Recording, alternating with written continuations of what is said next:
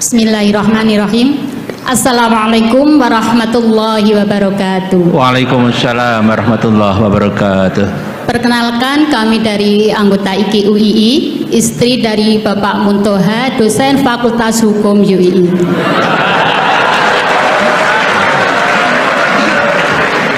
Maaf, tadi diminta oleh mbaknya untuk memperkenalkan diri. Ya, monggo Bu Muntoha ya. Kepada yang terhormat Bapak Profesor Dr. M. Khuraisi Shihab dan Kiai Haji Ahmad Baharudin Nur Salim. Tadi sudah disampaikan banyak hal tentang tafsir, yang tadi menyinggung tentang pernikahan, kemudian tentang Anisa, tentang perempuan dan sebagainya. Kemudian saya ingat pada suatu saat saya berdebat dengan suami saya. Bagus ini. Betul ini.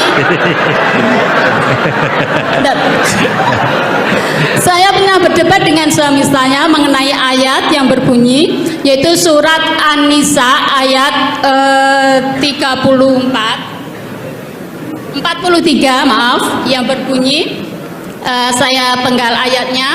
A'udzubillahi minasyaitonirrajim.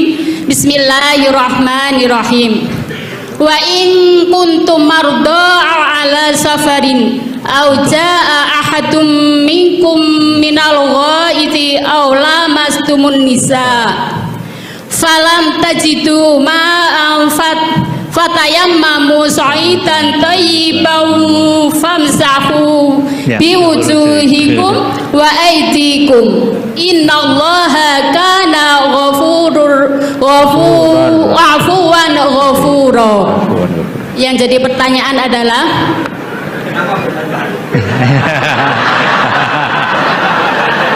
ya, sampai hampir bertengkar karena ayat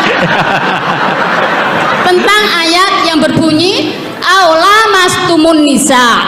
Oke, aula mastumun nisa. Di sini kami teringat dulu waktu masih kuliah di IAIN, pelajaran usul fikih, yang mana dosen saya almarhum beliau sudah Pak Nur Madawam, beliau menerangkan tentang arti dari aula mastumun nisa, di mana beliau sebenarnya tidak bisa memberikan jawaban yang pasti. Hanya beliau menyampaikan perbedaan pendapat dari kata aula mastumun nisa. Yaitu ada dua mazhab. Yang satunya berpendapat bahwa aula mastumun nisa itu artinya adalah menyentuh. Dan mazhab yang satunya, saya lupa mazhab apa, itu maknanya adalah berhubungan suami istri. Nah, pada suatu saat saya berdebat dengan suami, yang mana untuk memastikan sebenarnya makna dari aula mastumun nisa itu apa. Kemudian suami saya bersikuku bahwa aula mastumun nisa, makna dari menyentuh itu adalah menyentuh kulit. Nah, kemudian saya bersikuku bahwa makna dari aula mastumun nisa itu adalah berhubungan. Nah, setelah hari berikutnya suami saya goda.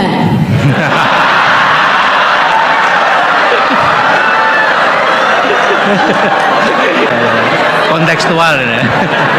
Saya goda. Setiap habis wudhu, suami saya goda dengan saya sentuh kulitnya. Kemudian suami saya mengulangi untuk wudhu kembali. Kemudian berikutnya sudah wudhu, saya sentuh lagi. Batal kan? Pendapatnya batal karena aula mastumun nisa tadi pendapatnya adalah menyentuh kulit. Batal. Jadi beberapa kali saya goda suami saya, setelah wudhu saya sentuh kulitnya dan mengulangi wudhunya. Dan berikutnya, karena saya masih waktu itu berpegang bahwa menyentuh itu adalah berhubungan suami istri. Nah, yang jadi pertanyaan Prof. Khuraisi Shihab yang kami hormati adalah makna tafsir daripada ayat aula mastumun nisa yang sebenarnya itu yang mana? Apakah sekedar menyentuh atau berhubungan suami istri? Demikian pertanyaan. Terima kasih. Assalamualaikum warahmatullahi wabarakatuh. Waalaikumsalam warahmatullahi wabarakatuh. Enggak dijawab juga ya, kenapa bertengkar? Terus pertanyaan kedua, kenapa hanya nyentuh saja tidak diteruskan?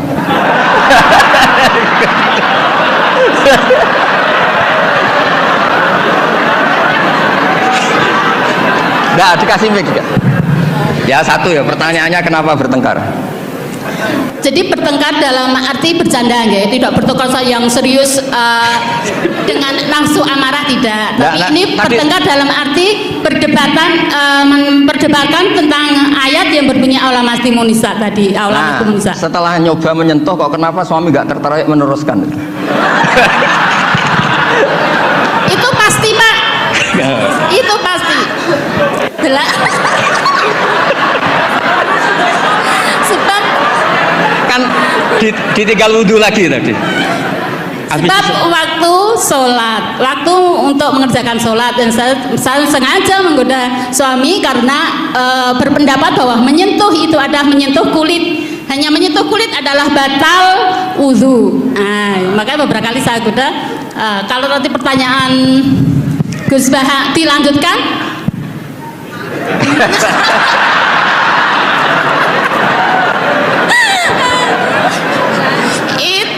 Menunggu waktu.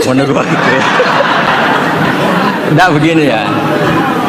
Ini tadi saya minta Pak Warsono ikut berdiri ini yang punya badan wakaf yang ketua. Begini. Yang jelas jangan memicu kata Pak Rektor dulu MZU dan Newcastle United sama apa? Manchester United. Karena ini sudah jadi madhab identitas. Kalau yang seperti itu NU, seperti ini Muhammadiyah, kayak kunut lah. Kunut itu NU, tidak kunut itu Muhammadiyah. Berarti Imam Syafi'i itu NU, Abu Hanifah itu Muhammadiyah. Begini, kita kan nekuni itu ya, nekuni sekali. Saya bilang nekuni sekali bukan niat sombong, enggak, supaya Anda tahu Rektor milih saya jadi ahli tafsir itu tidak salah. Memang benar-benar saya tekuni. Profesor Zaini maksudnya bukan. Dekat. Oh ya ya. Ya tadi karena saya sebenarnya sudah uzlah tadi yang Pak Kores nggak pernah setuju. Begini ya. Dalam kitab Ahkamul Quran yang ditulis Imam Baihaqi meriwayatkan makalah-makalah Imam Syafi'i, beliau jelas ngendikan lamisa dari mulamasah. Mulamasah itu nyentuh. Naha Rasulullah an bai'il mulamasah. Ini saya cerita Imam Syafi'i dulu, nggak cerita suami Anda, enggak cerita Pak Munta Anda. Naha Rasulullah an bai'il mulamasah. Nabi itu menyegah, melarang jual beli yang hanya unsur disentuh, kemudian itu pengganti kata luzum. Kalau sudah disentuh berarti oke. Sehingga beliau yakin seyakin-yakinnya kalau mulamasah terusan al-jassu bil yad, memang menyentuh. Nah, satu-satunya riwayat yang populer itu adalah Ibnu Abbas. Ibnu Abbas mengartikan awlamastumun nisa itu au jama'tumun nisa, memang sampai hubungan suami istri. Berarti Anda Ibnu Abbas, suami Anda Imam Syafi'i. Nah, Kiai Jawa itu paling pinter ngerekayasa hukum. Kiai-kiai NU itu kalau keseharian kalau tersentuh istrinya memang wudhu. Kalau banget diteruskan, cantik banget diteruskan. Saya ulang lagi ya, Kiai NU kalau disentuh istrinya wudhu, kalau cantik banget diteruskan. Nggak nyindir, ini cerita aja gitu. Pengalaman Gus Ba. Ya, alhamdulillah berarti cantik banget. Nah, tapi kan madhab Syafi'i itu ada problem, yaitu beliau meyakini dan hampir semua ulama meyakini kalau tawaf itu harus suci, dan kalau berdesaan di Ka'bah zahmah itu kan pasti kesentuh ya. Perempuan.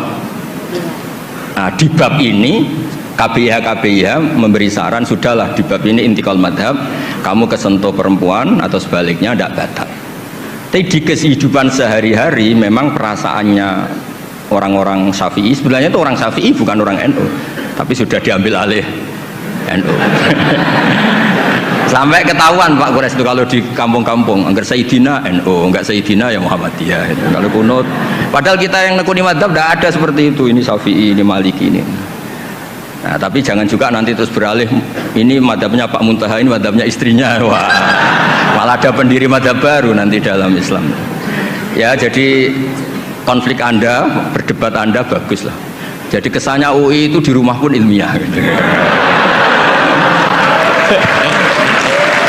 Jangan sampai debat begini, itu gaji kamu di UI hanya sekian, tuntut Pak Warsono, jangan gitu. Itu kan tidak ilmiah. Alhamdulillah lah, itu bagus ya. Teruskan saja debatnya. Ya jelas ya, memang begitu riwayatnya begitu. Ya Anda nanti terserah. Kalau dalam ilmu tasawuf, mazhab itu gampang. Kamu yakin tidak ketemu Allah dengan pendapat itu? Mazhabun al-Qawahabi. Kalau dalam ulama, hadza madhabi al-Qawahabi. Ini pendapat saya yang sampai ketemu Allah itu saya siap. Makanya saya ini bukan sok-sokan ini mengatur di depan Pak Quraish, saya tidak mungkin bohong. Saya itu jadi kiai besar itu susah dan sungkan. Karena terus dihormati, disubyo-subyo. Jangan-jangan ini bagian duniawi. Sehingga saya kalau di rumah, tanya istri saya, keluarga saya, kalau di rumah itu saya sering jenguk kiai-kiai madi, ini kiai kampung. Ini sebagai kafaro saya, jangan-jangan saya kenal rektor UI itu bangga, kenal ketua badan wakaf bangga, sehingga ini urusannya hanya bangga-bangganan, keren-kerenan. Sampai segitu tradisi di keluarga saya ini, karena ya memang itu tradisi. Dulu itu namanya Imam Syafi'i itu top terkenal, tapi punya mitra debat itu namanya Syaiban Ar-Ra'i. Itu pengembala kambing miskin. Suatu saat Imam Syafi'i jenguk ke Syaiban Ar-Ra'i ini. Tanya, menurut kamu zakat itu wajib pada siapa? Kata Syaiban Ar-Ra'i, menurut kamu apa menurut saya? Ya menurut kamu, saya tanya kamu ya menurut kamu. Ala kulli ghaniyin wa faqirin. Zakat itu wajib bagi orang kaya dan orang fakir. Loh kenapa? Masa orang fakir sudah miskin wajib zakat? Memangnya orang fakir hartanya bersih semua? Enggak kan? Saya memberi contoh itu nyuwun sewu, tamannya menyinggung. Di kampung saya itu kan kalau ada acara misalnya haul atau pengajian atau apa. Gak mungkin kan Dewi tak contohkan acara apa gitu yang pakaiannya serono kan, gak mungkin pakainya misalnya acara-acara apa. Itu orang yang hanya beli rafia, ngerti itu sama rafia? Yeah. Apa bahasa Indonesia rafia itu? Sudah pokoknya rafia. Yeah. Itu lapangan tuh gak jelas milik siapa. Yang pertama masang rafia itu yang paling berhak menerima apa? Parkir. Dan akhirnya ya dapat uang. Coba itu atas nama fikih itu sah apa enggak? Itu kalau atas nama orang fikir, yang fikir enggak dia tok. Kalau atas nama tamaluk, apa dia memiliki itu, milik orang banyak. Itu banyak tukang parkir yang di kampung saya terus tanya, iya Gus bener jenengan, kita yang tukang parkir itu nanti trotoar juga gitu, hanya modal rafia terus dia berhak. Artinya apa? Rizki orang miskin juga banyak yang masalah kalau nggak dizakati itu. Terus Imam Syafi'i tertawa-tawa. Ya tertawa-tawa artinya terjadi madzhab bersama. Negara hanya mewajibkan zakat sama orang kaya karena itu yang harus dituntut kalau udah zakat. Tapi orang miskin silahkan, yang merasa rezekinya juga macam-macam itu juga harus zakat, karena zakat itu filosofinya itu kan tathhirul mal, mensucikan harta. Dan kita tadi wong nggak ikut punya lapangan, nggak ikut punya trotoar, hanya modal rafia, terus kita yang berhak, orang lain tidak berhak, padahal orang lain ini bisa lebih miskin ketimbang kita. Nah itu pentingnya debat. Itu lebih mutu timbang debatnya suami Anda dan Anda ini, Syaiban Ar-Ra'i. Tapi itu bagus, itu kasih bonus Pak Rektor, itu hebat itu. Di rumah masih debat fikih itu hebat itu. Dia nggak tahu. Terima kasih.